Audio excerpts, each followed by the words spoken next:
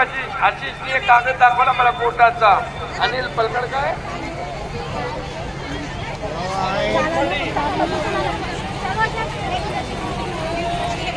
वडपल्ली तो आडवाच पडणार आहे, कारण तोही कोर्टात गेलाय का तर मुख्यमंत्री माझी लाडकी बहीण योजना बंद करा म्हणून. यापूर्वी देखील काही लोक कोर्टात गेले, त्यांचा इतिहास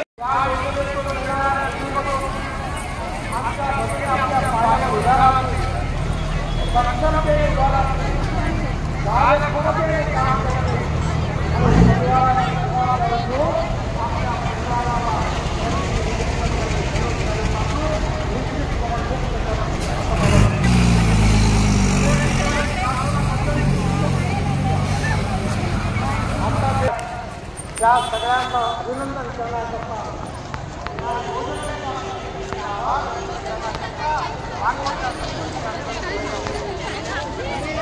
मुख्यमंत्र्यांना विनंती आहे.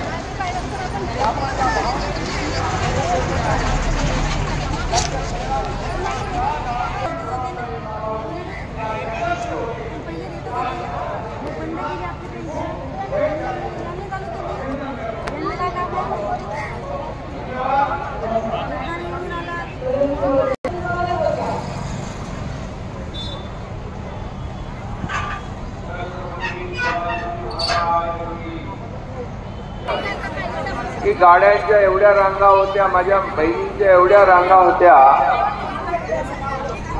की तिथे यायला मला त्यांच्यामुळे उशीर झाला.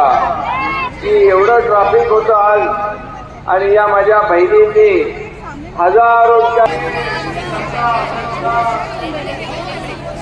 पुण्यामध्ये केला. 17 ऑगस्टला पुण्यात सुरुवात केली. त्यामधून आज आपल्या उपनगरामध्ये हा कार्यक्रम सुरू आहे. मला आता 225 कोटी रुपये पहिल्या टप्प्यात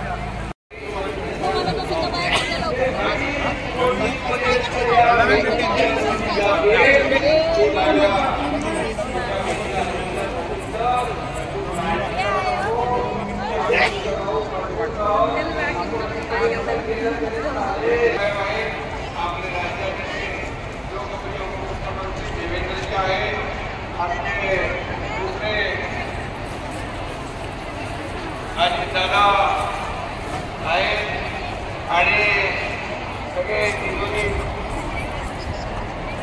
त्यांनी सांगितले काळजी करू नका. तिजोरीमध्ये आपले जे पैसे आहेत हे पैसे सर्वसामान्य लोकांचे आहेत, माझ्या बहिणींचे आहेत, माझ्या भावांचे आहेत, आणि हे आपण जेवढा वापर हे आपल्या जनतेसाठी करू तेवढे आशीर्वाद जास्तीचे आपल्याला मिळतील. आणि म्हणून खऱ्या अर्थाने सरकार म्हणून, शासन म्हणून एक समाधान मिळतं की आपण काहीतरी लोकांच्या कामी येणाऱ्या योजना करतो. मला 14 तारखेला गेलो तर 14 तारखेपासून त्या खात्यामध्ये पैसे जमा होऊ लागले. महिला मोबाईल दाखवत होत्या, त्यांच्या चेहऱ्यावर एवढा आनंद होता.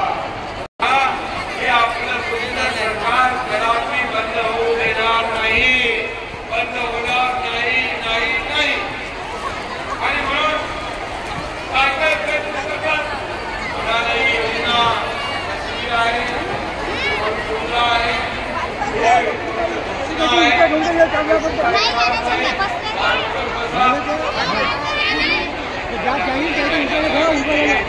कसे विरोधकांचे चेहरे काळे पडले, तुम्ही नजर वाले तेरा मुंह काला.